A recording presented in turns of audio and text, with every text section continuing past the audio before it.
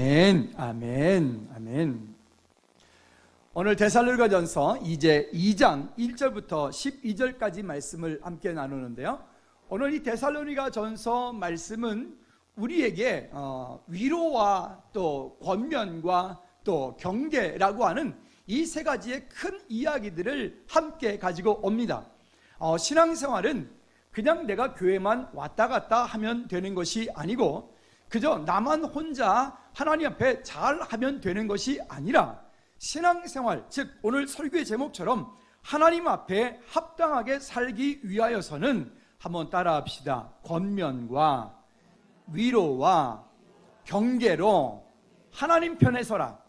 그러니까 이 신앙생활을 잘 한다는 것은 나 혼자 교회를 왔다 갔다 잘하면 되는 것이 아니라 그리스도인으로서 우리가 마땅히 이 땅 가운데 함께 나누어야 되는 것들이 있는데 그 함께 나누어야 되는 것들이 바로 권면하는 것과 위로하는 것과 경계하는 것. 이쪽에 뒤쪽 오늘 본문 말씀에 11절 말씀에 결론에서 말씀하는 것들을 미리 말씀을 드렸습니다.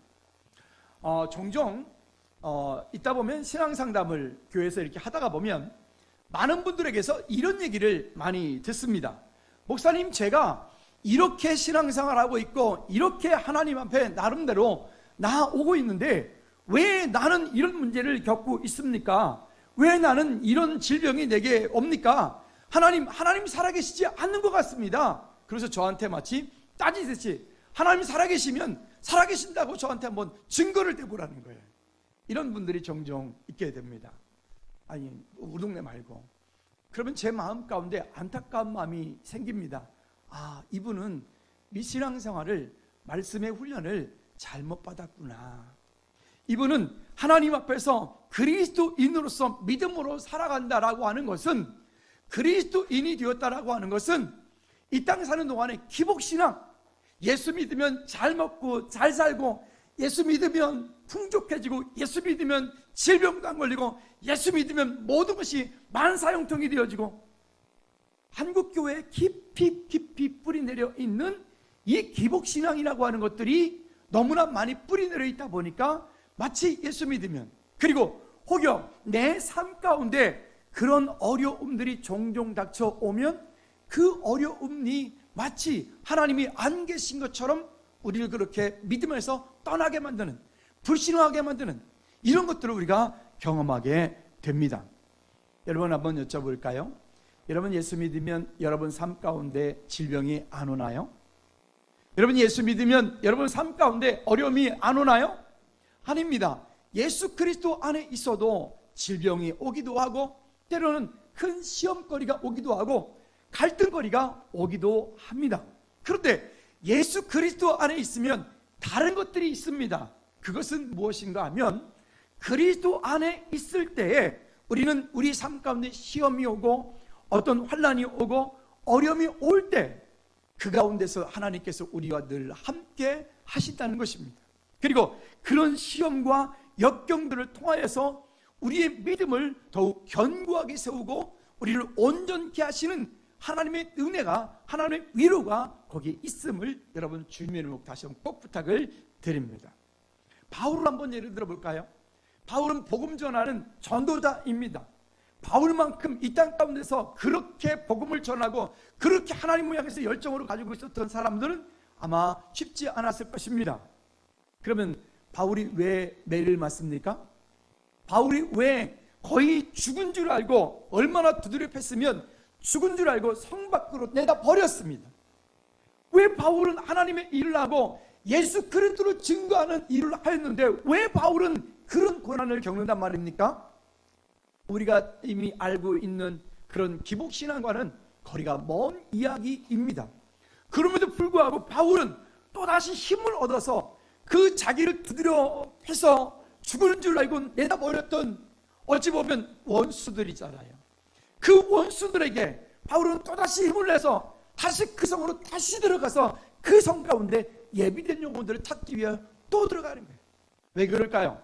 그것은 바울 마음속에 가지고 있는 가치관의 차이가 다르기 때문에 그렇습니다. 여러분, 바울은 뭔가를 많이 소유했기 때문에 행복하다고 했을까요? 아니면 바울은 무엇인가 세상 가운데 출세했기 때문에 행복해졌을까요? 그렇지 않았습니다. 바울이 가지고 있는 가치관이 성경적인 가치관이었기 때문에 그렇습니다. 우리는 세상의 기준점을 가지고 많이 살아가다가 보면 이런저런 부딪히는 일들이 많이 오게 됩니다. 예수 그리스도 안에 있어서 우리가 하나님의 자녀인데, 하나님의 자녀이지만 우린 또한 세상 속에 살아가는 사람들입니다.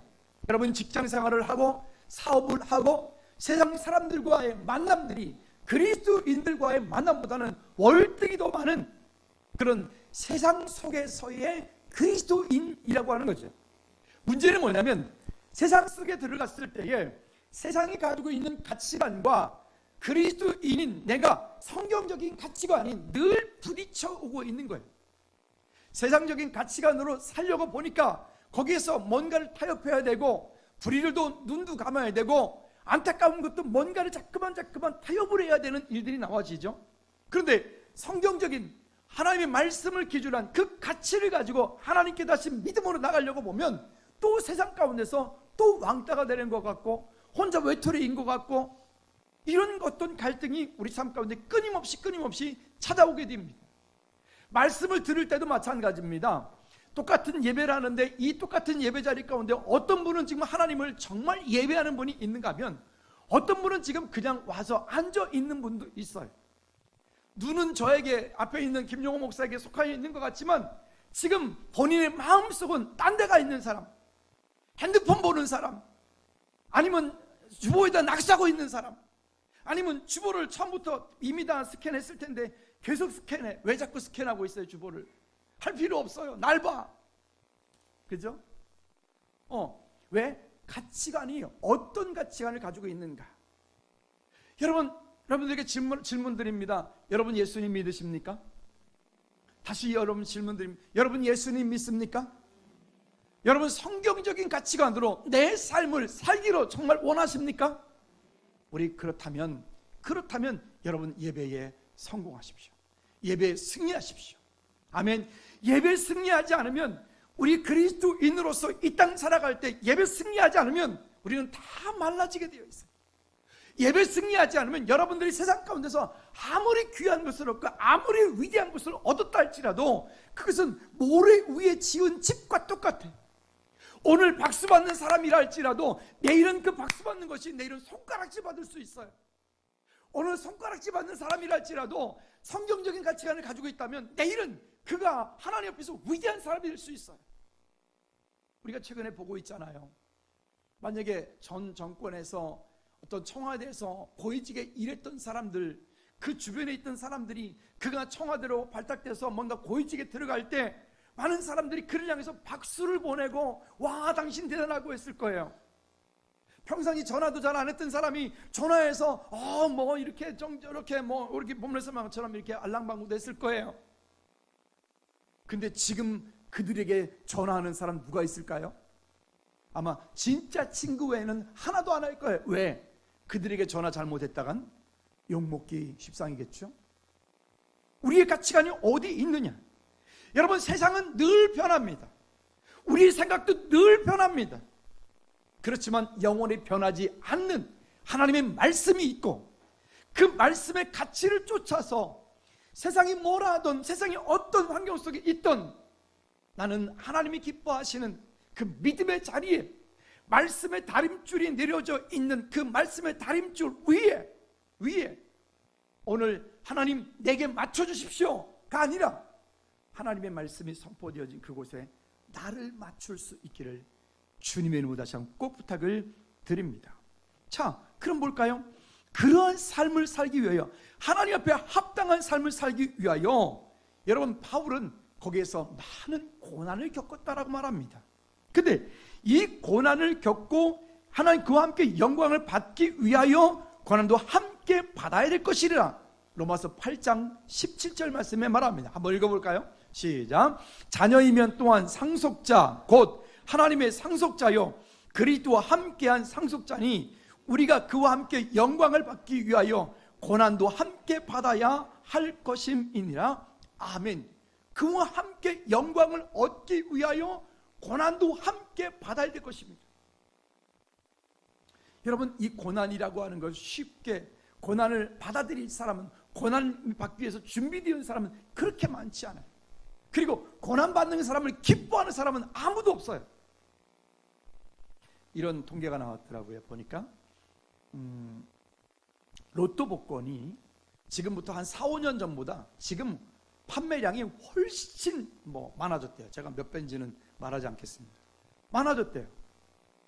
근데 거기에 이렇게 댓글 달렸어요. 그 왜 이거를 로또를 사느냐라고 설문조사를 했더니 사람들이 쉽게 그리고 빨리 돈을 벌고 좋은 차를 타고 좋은 집을 살고 그리고 출세하고 안정된 삶을 얻기 위해서 로또 복권을 산다는 거예요.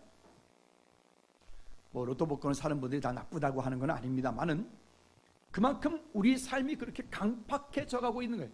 영적으로 우리의 삶이 점점 힘들어져 가고 있는 거예요. 여러분, 이럴 때 여러분들에게 다시 한번 이런 질문을 던져보고 싶습니다. 여러분은 행복하십니까? 그 대답들이 시원치 않는 거 보니까 아닌가 봐요. 우리 옆 사람한테 한번 물어보십시다. 집사님 행복하십니까? 한번 시작. 여러분 행복하십니까? 아멘. 그렇다면 다시 질문 던지면 여러분 무엇 때문에 행복하십니까? 무엇 때문에 여러분 행복하시냔 말이에요. 지금 건강하니까 행복합니까? 지금 나름 먹고 쓸만한 필요한 어떤 물질들이 내게 풍부하기 때문에 행복합니까? 아니면 여러분들이 소원하는 어떤 것을 얻고 있기 때문에 행복합니까? 죄송하지만 그 행복은 영원하지 않습니다. 그 행복은 곧 사라질 것입니다. 근데 여기 다시 이렇게 말해요. 이 땅 사는 동안에 어떻게라고 하는 질문을 다시 던져보자면 베드로전서 5장 10절 말씀에 보면 이렇게 말씀합니다. 시작. 모든 은혜의 하나님 곧 그리스도 안에서 너희를 부르사 자기의 영원한 영광에 들어가게 하신 이가 잠깐 고난을 당한 너희를 친히 하시며 굳건하게 하시며 강하게 하시며 터를 견고하게 하시리라. 여기 보면 그 하나님의 영광의 자리에 들어가기 위하여서 우리에게 고난이 있다라고 말해요. 여러분, 스스로 우리는 고난받을, 아니 고난이라고 하니까 말이 좀 기분이 별로 그러네요. 한번 따라합시다. 훈련받을, 연단되어질, 준비가 된 누구?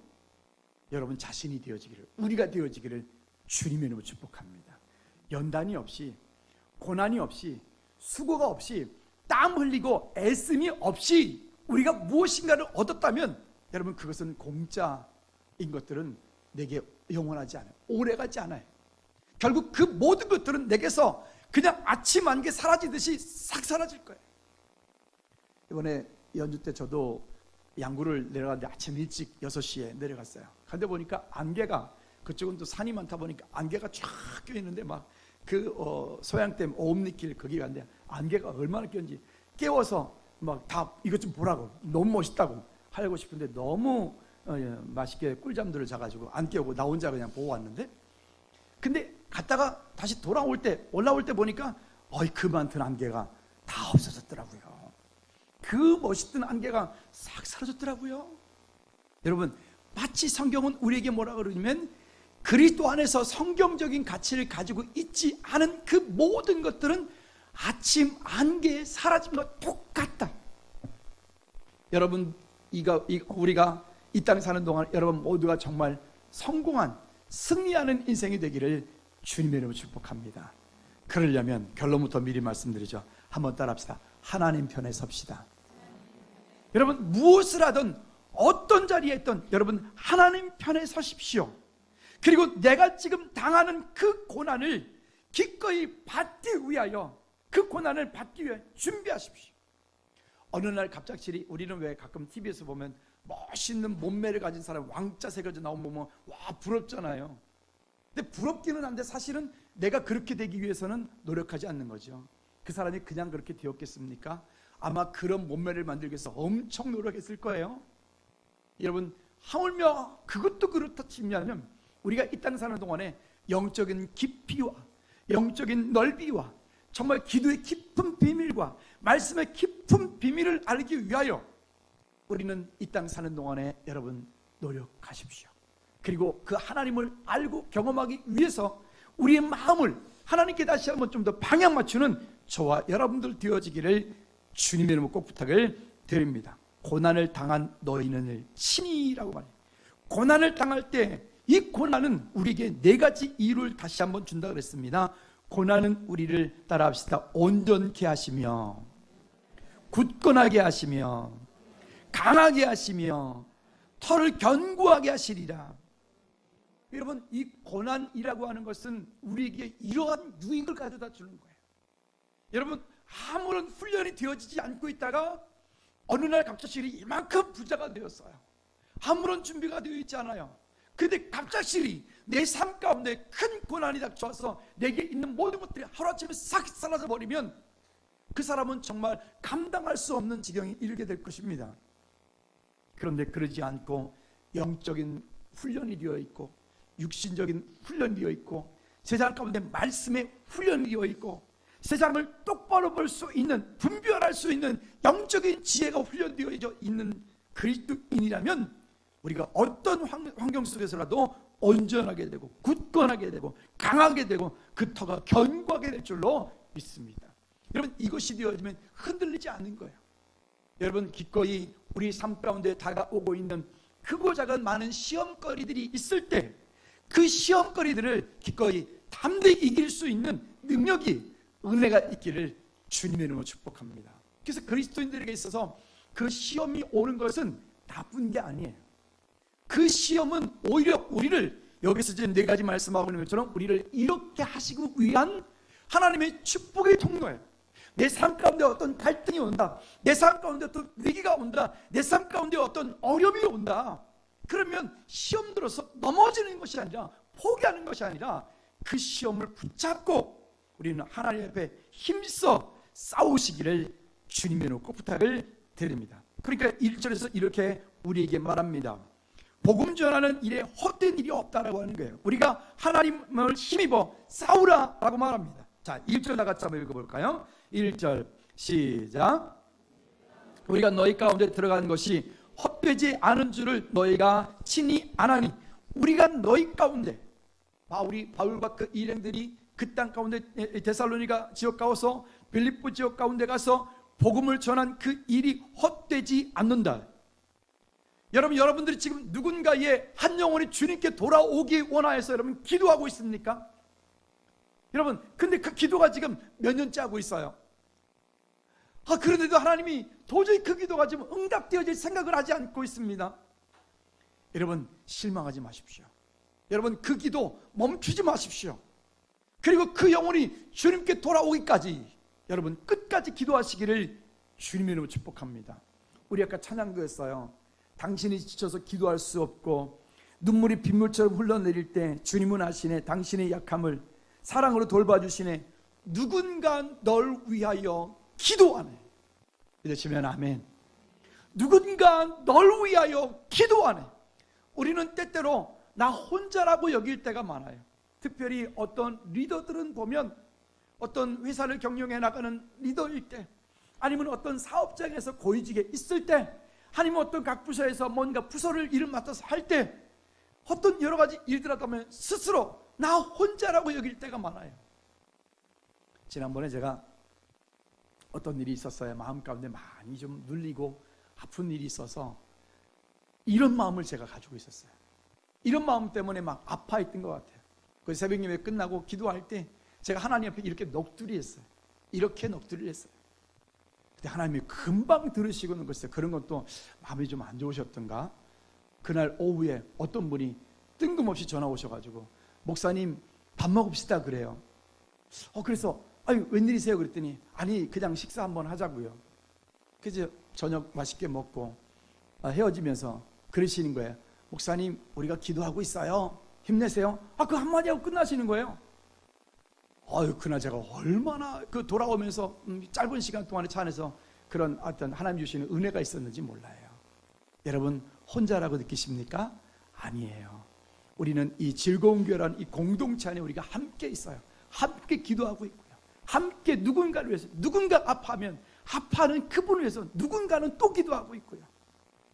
옆 사람들 이렇게 인사했으면 좋겠어요. 제가 집사님을 위하여서 항상 기도하겠습니다. 시작. 제가 여러분들을 위해서 항상 기도하겠습니다. 아멘. 아멘. 그게 즐거운 게 공동체에 우리가 서로 나눠야 되는 이 아름다운 은혜인 거죠. 자, 그러니까 우리가 스스로 이거는 아닌가 봐. 이분은 도저히 다른 사람보다 이 사람은 도저히 예수 믿을 사람이 아닌가 봐. 이렇게 오랫동안 기도했는데 왜 예수님께 돌아오지 않는 거야? 포기하지 마세요. 하나님이 하시면 곧 돌아옵니다. 할렐루야. 하나님이 하시면 곧 그 인생을 하나님이 간섭하시기 시작하실 것입니다. 그때 하나님이 역사하실 줄로 믿습니다. 그러나 전도자들이 우리가 전도하고 하나님의 일을 할 때는 반드시 고난과 능력이 따라온다는 것입니다. 그런 일들은 우리 삶 가운데 늘 있는 것이죠. 세상 가운데서도 예수 안 믿는 것처럼 티 안 내고 조용히 그냥 적당하니 세상 가운데 살고 회식 가서도 그냥 마음대로 부어라 마셔라 하고 이러면 세상 즐거울지 몰라요. 그렇지만 여러분 누가 보고 계신지 아시죠? 주님 보고 계셔요. 주님 그 가운데 함께 하세요. 여러분 그럴 때라도 한번 따라합시다. 하나님 편에 서겠습니다. 좀 억울하더라도 그럴 때 좀 내가 손해보더라도 그럴 때 하나님 편에 서십시오. 그때 하나님께서 우리 삶을 놀랍게 이끌어 가게 되실 줄로 믿습니다. 또한 우리에게 이렇게 말합니다. 빌립보서 1장 20절 21절 말씀에 보면 우리가 사나 죽으나 다 살든지 죽든지 내 몸에서 그리스도가 존귀하게 되기를 원하노라. 그러니까 21절만 이제는 내가 사는 것이 아니라 그리스도니 죽은 것도 유익함이라. 여러분 사나 죽으나 우리가 그리스도의 영광 하나님의 영광을 위하여서 하나님의 영광을 위하여서 하나님 편에 설 수 있기를 주님의 꼭 부탁을 드립니다. 또 27절 말씀에 이렇게 말합니다. 오직 너희는 그리스도의 복음에 합당하게 생활하라. 한번 따라해보세요. 그리스도의 복음에 합당하게 생활하라. 여러분 우리가 생활하는 환경 속에서 교회에서만이 그리스도인이 아니라 여러분 가정에서 직장에서 삶 속에서 어떻게 명절에 가족들을 만나셨는데 그 가족들 만난 가족들에게 어떻게 죽게 하듯 되어지든가요? 쉽지 않죠. 참 그게 쉽지 않아요. 마음은 그렇게 하기로 하고 갔는데 딱 가서 얼굴을 보는 순간 확 올라왔다면서요. 쉽지 않죠. 그래 이번엔 가서 내가 모든 것을 그리스도의 사랑으로 품으리라. 그리고 딱 갔는데 얼굴을 막상 보자마자 화가 막 났다면서요. 그래서 화는 낼 수 없고 죽게 하듯 하라 했는데 아버지 그러셨대요. 예, 어떤 분이 그러시더라고요. 그래요. 그렇게 그 옛날 같아서 한번 확 쏴발렸는데 그렇게 않고 그냥 꾹 참고 기도하고 오셨대요. 잘하셨어요. 여러분 하나님의 은혜로 은혜 아래 승리하는 우리 모두가 되기를 다시 한번 주님의 꼭 부탁을 드립니다. 여러분 예수 믿는 것 때문에 세상 가운데서 욕먹을 때가 많이 있어요. 내가 아무 잘못 안 해도 그냥 예수 믿는 이유 하나 때문에. 여러분 그러한 능력이 있을 때 그런 고난이 있을 때 여러분 기뻐하십시오. 할렐루야. 그 일이 우리 가운데 능력이 될 줄로 믿습니다. 두 번째는 그러면 사람을 기쁘게 하는 삶을 살 거냐 하나님을 기쁘게 하는 삶을 살 거냐. 여러분들이 지금 하고 있는 그 일, 여러분들이 지금 무엇인가 하려고 하는 그 일, 여러분 그 일에 질문을 던져보십시오. 내가 지금 어떤 일을 하려고 하는데 내가 지금 어떤 결정을 하려고 하는데 질문 던져보세요. 나를 위한 건가? 하나님의 영광을 위한 건가? 사람을 기쁘게 하는 건가? 하나님을 기쁘시게 하는 건가? 자, 4절 말씀 다 같이 한번 읽어볼까요? 4절 시작. 오직 하나님께 옳게 여기심을 입어 복음을 위탁받았으니 우리가 이와 같이 말하면 사람을 기쁘게 하려 함이 아니요 오직 우리 마음을 감찰하시는 하나님을 기쁘시게 하려 함이라. 아멘. 여러분 우리는요 하나님께로부터 그 복음을 위탁받았어요. 위탁받았어요. 하나님께서 저와 여러분들 이 땅에 보내실 때 이런저런 여러 가지의 달란트를 주어서 보냈어요. 어떤 분은 피아노를 잘 치고 어떤 분은 기타를 잘 치고 어떤 분은 드럼을 잘 치고 어떤 분은 남 섬기는 일을 잘하고 어떤 분은 요리를 잘하고 각각의 주신 그 달란트와 그런 환경들을 가지고 가지고 그것을 가지고 너 잘 먹고 잘 살아라, 이게 아니라 그것을 가지고 무엇을 하려고요? 하나님을 기쁘시게 하려고요. 그러면 지금 내가 하려고 하는 그 일, 여러분 사업도 마찬가지고 직장에서 무엇인가 하려고 할 때 이거 한번 눈 한번 찔끔 감으면 돈이 엄청 생기겠네? 그런 일 있죠. 많지는 않지만. 근데 그 눈 찔끔 가서 돈이 한번 엄청 생기면 누가 기뻐할까? 하나님 기뻐하실까? 아니면 사단이가 기뻐할까? 사단이가 뒤에서 그럴 거야. 잘했다 잘했다, 야 계속해라 이럴지도 몰라요. 속지 마십시다. 할렐루야. 그러니까 우리의 삶 가운데 무엇을 바라는 것인가? 여러분, 우리는 복음을 위탁받았다 그랬습니다. 우리 교회 전사님들이 열심히들 사역하시죠. 우리 전사님들이 사역하시는 것은 궁극적으로는 하나님의 영광을 위하여 하나님의 일을 하는 것이지만, 좀 작게 보면 김용호 목사의 일을 하는 거예요. 전사님들은 제 일을 하는 거예요.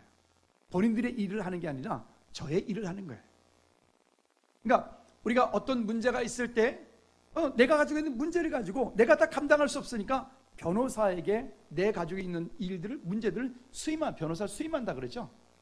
변호사에게 내 가지고 있는 모든 얘기들 다 해놓고, 비밀 얘기 다 해놓고 변호사가 나를 대신하여서 법정에 가서 싸우는 거예요. 그렇죠? 마치 그와 같은 것처럼 저와 여러분들은 하나님께로부터 복음을 위탁받았어요. 그렇기 때문에 우리는 이 땅에 사는 동안에 예수 그리스도에 관한 그 일들을 세상 가운데서 우리는 변호하는 거예요. 세상 가운데서 우리는 예수 그리스도를 변론하는 거예요. 여러분, 그런 사명이, 그런 은혜가, 그런 어떤 능력이 저와 여러분 가운데 있음을 믿으시기를 주님으로 꼭 부탁을 드립니다. 따라합시다. 나는 하나님께로부터 복음을 위탁받았다. 여러분, 우리는 복음을 위탁받았어요. 복음을 위탁받았기 때문에 그 위탁받은 그 값을 하셔요. 값을 하셔요. 그런 하나님의 은혜로 승리하시기를 주님의 이름으로 꼭 부탁을 드립니다. 그리고 하나님을 기쁘시게 하는 삶이 되는 거예요. 우리 교단에 충영교회도 담임하셨던 신성조 목사님이라 지금 은퇴하셨지만, 지금은 저기 외국에 나가서 신학교를 세우고 그 지역에서 신학교를 또 운영하면서 사역자들 길러내는 그런 일들 하시는 신성조 목사님이라는 분이 계십니다.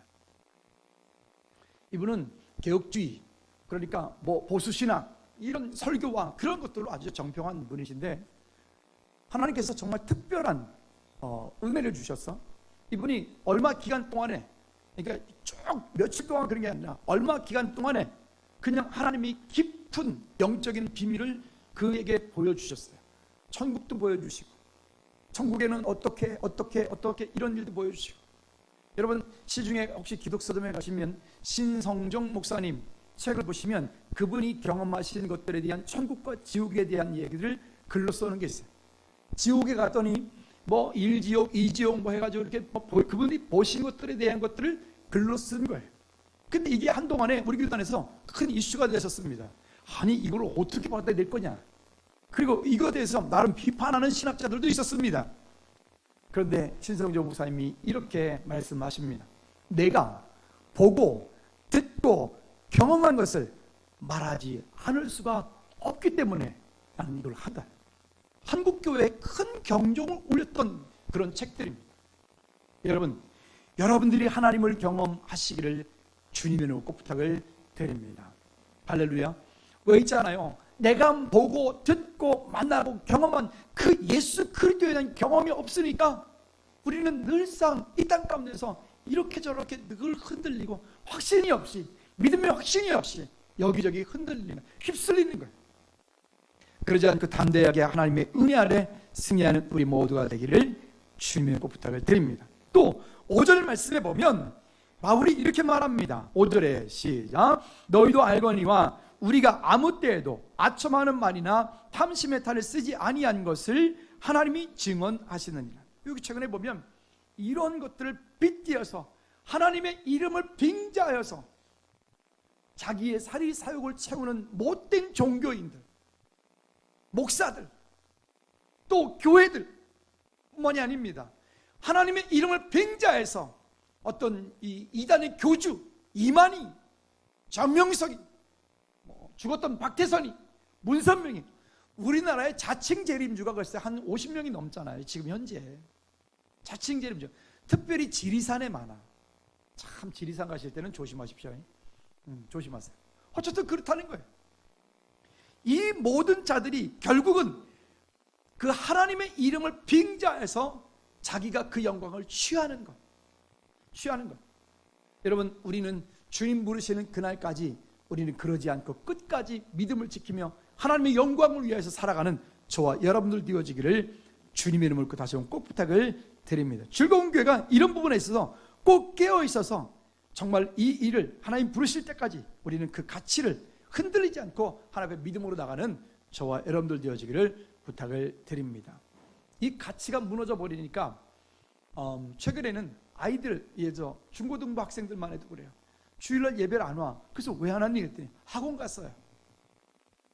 여러분, 학원 가서 공부하는 거 하고 그 그리스도 안에 있는 거하고 이걸 어떻게 가치로 이걸 비교할 수 있겠습니까?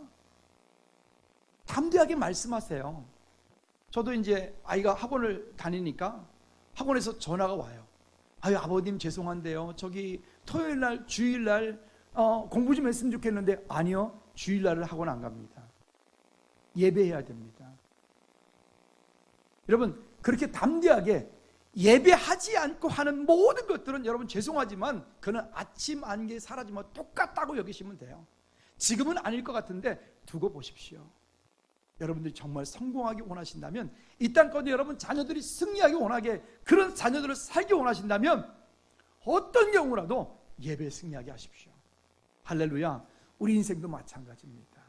그렇게 되어 때 하나님의 은혜 가운데 승리하게 될 줄로 믿습니다. 세 번째는, 그렇다면 하나님 앞에 합당하게 살기 위하여서 어떻게 할까?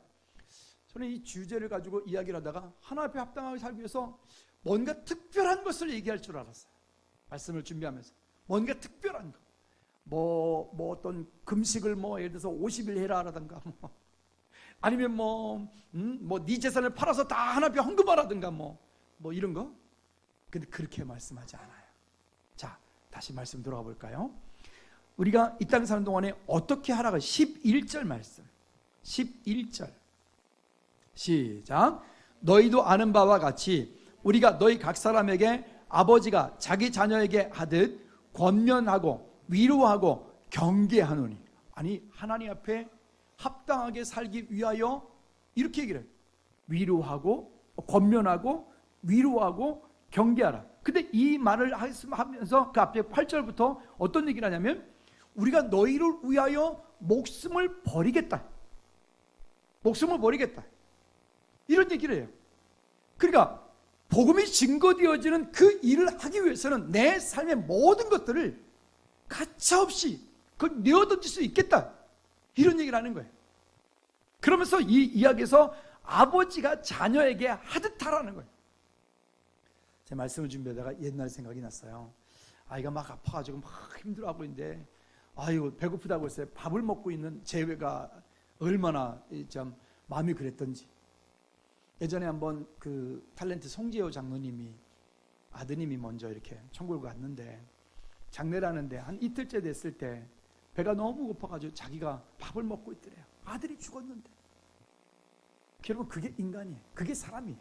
그래서 그때 막 가슴을 찢으며 통곡했다라고 하는 그분의 간증을 제가 한번 듣고는 참 마음이 한번 그런 적이 있었는데요. 여기 권면하고 위로하고 경계하라라고 하는 말은요, 어떤 의미를 가지고 있는가 하면, 하나님 앞에 온전하게 살기 위해서 나 혼자 신앙생활하는 게 아니에요. 신앙생활은 함께 하는 거예요. 우리 즐거운 게 공동체 가운데 함께 서로가 서로에게 위로하고 손잡고 서로가 서로에게 권면하고 세워져 가는 이 일들을 우리가 함께 하는데, 먼저는 권면하고 라고 하는 말은 이 두 단어가 합성이 되었는데요, 곁으로와 곁으로, 옆에 온다는 곁으로라고 하는 단어와 부르다라고 하는 그 두 단어가 합성이 돼서 이 권면한다라고 하는 말이 만들어졌는데, 이것은 뭐냐면 자녀가 바른 판단을 못할 때에 곁으로 불러서 권위 있게 가르친다라고 하는 거예요. 누구 안에서? 조건이 있어요. 누구 안에서? 그리스도 안에서요. 그리스도 안에서. 그런데 이 권면이라고 하는 것은 상대편을 찌르는 말이 아니라 섬기는 말, 세우는 말로 해야 된다라고 하는 것입니다. 저도 참 잘 못하는 부분들의 한 가지가 이것인데 너무 직선적이다 보니까 참 많은 실수를 하게 돼요. 근데 이 말씀에서 권면한다라고 하는 것은 혹 지금 이 사람에게 이 말이 꼭 필요해. 그런데 지금 이 말을 했을 때 그는 더 많은 상처를 받을 것 같으면 그 권면을 잠깐 멈춰라 라고 하는 거예요. 그런 의미들이 있다고. 그래서 여러분 세상 살면서도 잠언에서 그런 얘기하지만 말을 너무 직선적으로 하면 손해를 많이 봐요. 그리고 말을 직선적으로 하면 주변에 친구가 없어진대요.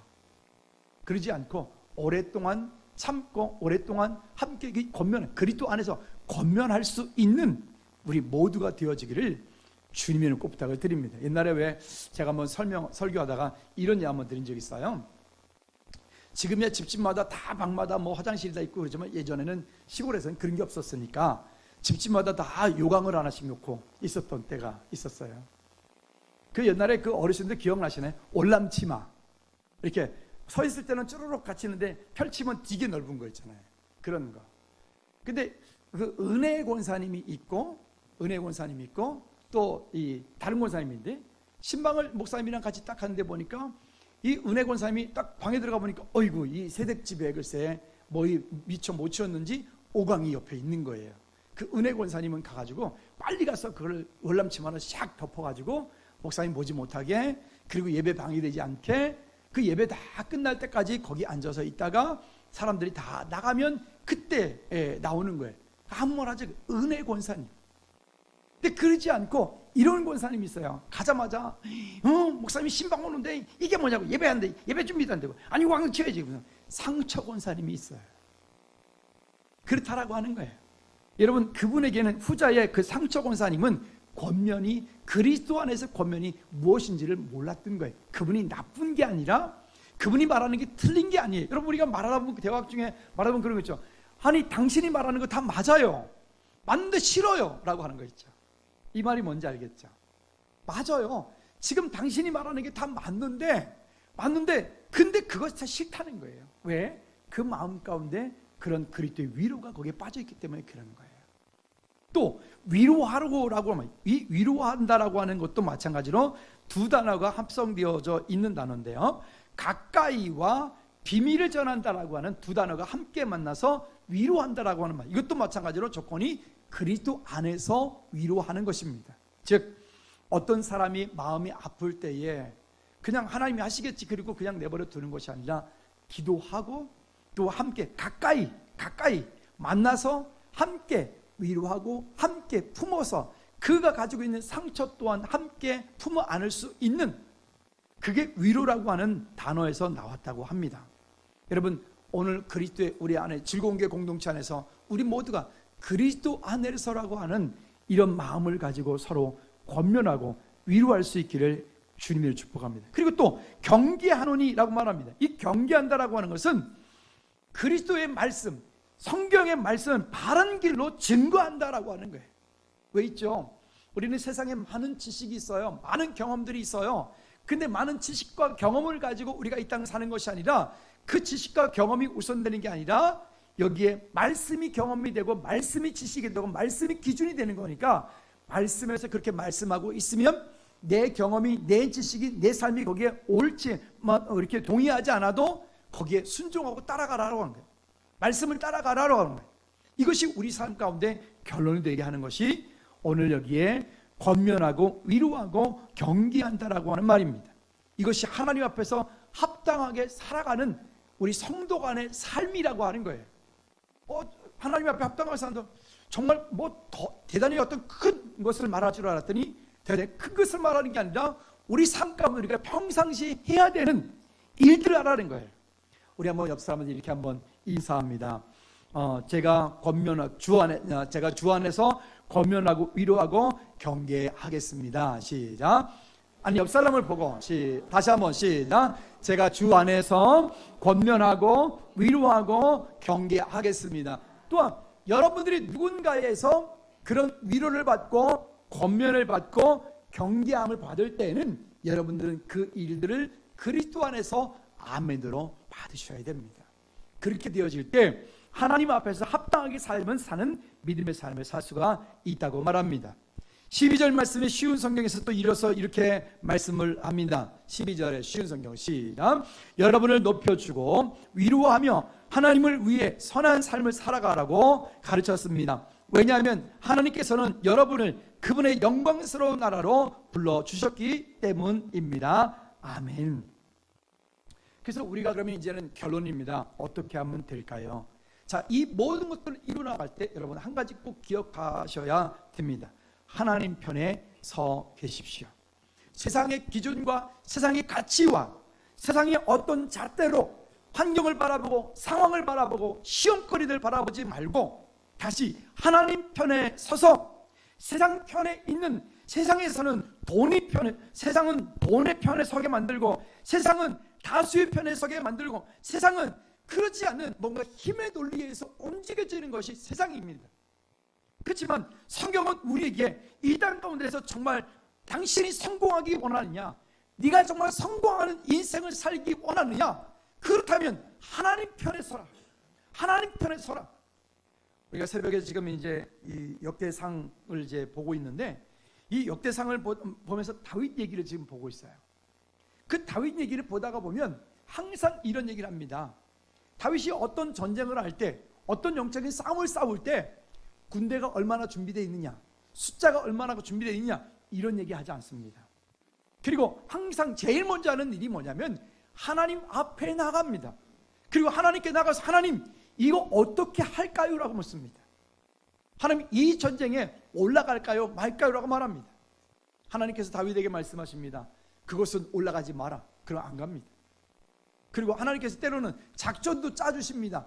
야, 이렇게 일지는 매복하고 이지는 여기 숨어 있다가 뽕나무 꼭대기에서 발자국 소리가 들리거든. 일지는 이렇게 도망치고 이진이 도망치고 저기 쫓아나올 때 쫓아들어가서 성을 함락해라. 아니 뭐 하나님이 그런 얘기를까지 다 해주시는 거예요. 여러분, 전쟁에서 이기고 지는 것은 무기에 있지 않고 사람의 숫자에 있지 않고, 그렇다면 이거는 그 전쟁뿐만이 아니라 우리의 삶도 마찬가지예요.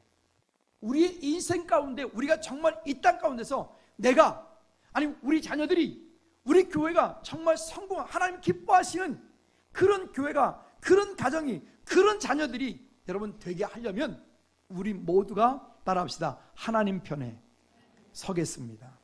우리 모두가 하나님 편에 서는 거예요. 세상의 편에 서지 않고. 지난주에 어떤 교회는 명절 연휴라고 예배가 없었다네요. 주일날에, 수요일 말고 주일날에. 지난 수요일날 예배 없는 교회들 많았고요. 그래서 그래요? 그 주일날에 예배가 없었다? 그거는 좀 얼뜻 이해하기 힘듭니다. 그럴까요? 전에 어떤 일 때문에 저 광화문에 촛불 집회할 때 어떤 교회들은 주일날 예배하지 않고 거기 가가지고 촛불 들고 이거 데모하는 것을 예배 대신 했다 그러네요. 그럴까요? 죄송하지만 어떤 이유로도 예배는 방해되어서는 안 됩니다. 혹 내가 못할 수는 있지만, 그렇죠? 우리 교회가 이 일들에 대해서 우리가 그것을 만약에 허락하거나 이 일들에 대해서 우리가 그것을 무너뜨리거나 이렇게 할 수는 없는 거예요. 어제 어떤 교회가 보니까 전단지를 들렸는데 그 교회 얘기가 세월호가 있었을 그 당시가 부활주일 몇 주 전입니다. 그때 그 교회는 세월호의 그 아픔 때문에 부활주일 예배를 무기한 연기했다라고 거기다 이렇게 써놨더라고요. 참 얼핏 보면 되게 인간적입니다. 참 마음 따뜻한 얘기 같습니다. 그러나 그분은 분명히 실수했습니다. 아니요, 부활주일 예배는 그 어떤 것으로도 방해받아서는 안 되는 것이기 때문에 그렇습니다. 여러분, 예배보다 우선하지 않기를 축복합니다. 말씀보다 우선하지 않기를 주님의 이름으로 꼭 부탁을 드립니다. 그래서 이 땅 사는 동안에 하나님 앞에 합당한 믿음의 삶을 사는 저와 여러분들 되어지기를 주님의 이름으로 축복합니다. 이 시간 우리 다 같이 한번 통성으로 한번 기도하실 때, 하나님, 이 땅에 살면서 하나님 앞에 합당하게 사는 믿음의 삶을 살기 위하여 하나님 그리스도 안에서 권면하고 위로하고 경계하며 또 내가 받는 고통이 있을 때에 하나님, 고통은 나를 온전하게 하고 굳건하게 하고 강하게 하고 내 털을, 믿음의 털을 견고하게 하신다는 하나님의 방법인 것을 알고 믿음으로 승리하는 은혜가 있게 해달라고 우리 다 같이 한번 통성으로 한번 기도하시겠습니다. 참 좋으신 하나님 아버지, 이 땅에 살면서 주님 우리에게 당하는 크고 작은 많은 이 일들 속에